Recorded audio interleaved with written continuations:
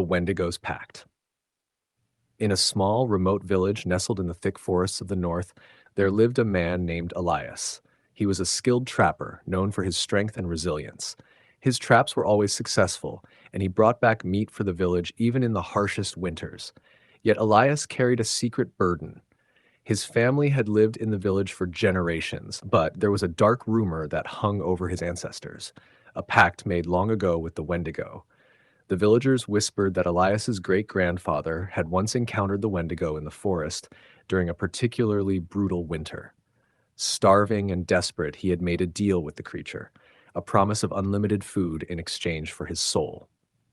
The Wendigo granted him his wish, providing him with an abundance of game that never ceased. But the pact came with a price. Each time Elias's great-grandfather hunted, the Wendigo would grow stronger, feeding off the hunger that gnawed at his heart. It wasn't long before the man became a shadow of himself, an empty vessel consumed by an unquenchable thirst for more. And so, the legend of the Wendigo's curse lived on in Elias's bloodline. No one in the village dared speak of it openly, but the elders feared the day when the pact would resurface, for the Wendigo was patient. It waited for the right moment to strike. One winter, as food grew scarce again, Elias found himself desperate to provide for his family. The village was struggling, and hunger began to take hold. His traps failed to catch any game, and the village grew colder and hungrier by the day. The whispers of his ancestors' pact began to creep back into his mind, and soon Elias found himself standing on the edge of the forest, staring into the darkness of the trees. There, in the cold wind, he heard it, the same voice that had whispered to his great-grandfather so many years ago. "Elias," the voice called, "you know what must be done."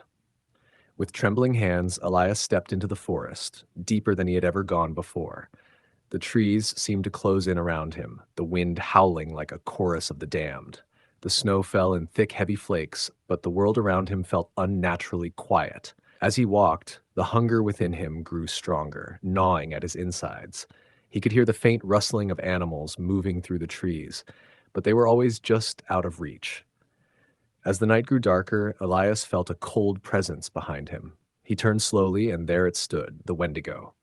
Its eyes glowed yellow, and its long, twisted limbs stretched unnaturally toward him. Its mouth was wide, lined with jagged teeth, and it smelled of decay and death. The creature's hollow gaze fixed on him, and Elias felt an overwhelming wave of fear and hunger surge through his body. "I have waited for you," the Wendigo said, its voice low and mocking. "Your family's pact has come due." Elias, trembling but desperate, fell to his knees. I need food for my people," he pleaded. "I don't know how much longer they can last." The Wendigo loomed closer, its breath icy and foul. "I can give you what you desire," it whispered, "but in return, I will take what is mine."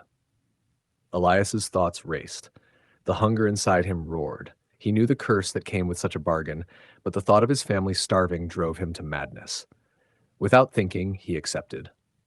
"I accept," he said, barely a whisper. The Wendigo smiled, its mouth widening unnaturally, and with a flick of its clawed fingers, a large buck appeared before Elias, alive and struggling.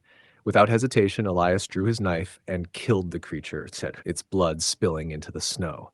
He was given what he needed, food in abundance. But as the blood pooled around him, he felt the Wendigo's presence tightening around his heart. The deal was sealed.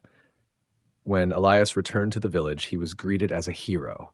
The meat from the buck was more than enough to feed everyone. The villagers celebrated, and Elias felt relief, at least for the moment. But as the days passed, something began to change. Elias felt a gnawing emptiness deep inside him, a hunger that no food could satisfy. His skin grew pale, his eyes sunken, and his once strong limbs began to wither. He became more distant from his family and the village, his gaze often distant, as though searching for something he could not name. Soon the village began to notice. The animals in the forest began to avoid the traps, and the land seemed to grow colder and more barren. Every night, Elias would wander deeper into the woods, drawn to the Wendigo's call. His once strong will was slipping away, consumed by the insatiable hunger that burned within him. And then one fateful night, as the wind howled through the trees, the Wendigo came to claim its prize. Elias stood in the clearing, his body twisted and gaunt, eyes glowing yellow.